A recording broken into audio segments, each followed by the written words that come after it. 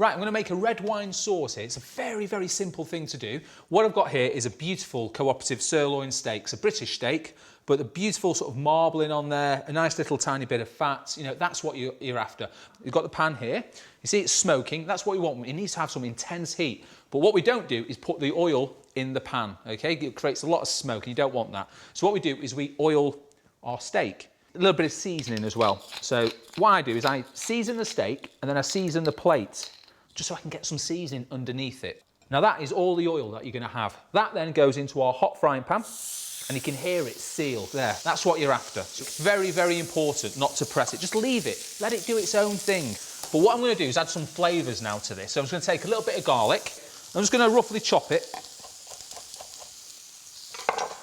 And that can go into our pan as well. Just going to give us a bit of a depth of flavour to it all. And then a couple of shallots as well, okay? Eventually, as the steak sort of cooks, it will start releasing a little bit of juice in there. So we're just going to leave that cooking away. So this is a fair trade cooperative red wine. And what you want is about 100 mils or so, just deglazing the pan.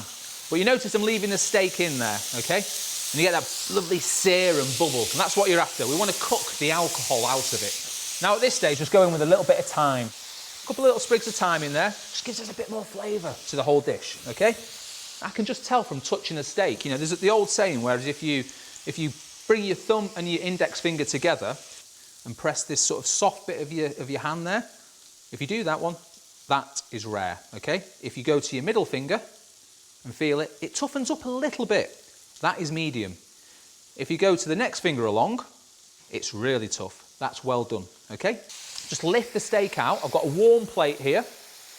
I'm just going to pop that on there to rest. Red wine sauce is so quick and easy to make whilst the steak is resting. Got some beef stock here, okay, just from a concentrate stock cube. And again, what we're going to do now is reduce it down. I've got some butter here, just a tiny little bit. It's probably about 5 or 6 grams of butter there. It's chilled, it has to be chilled. You can't use soft butter for this, otherwise it will curdle the sauce. That little bit of butter goes in, and what you do is you keep it moving. Very important to keep that butter moving around the pan. And just take this wonderful sauce and just pour it over our steak. Look at the richness in that.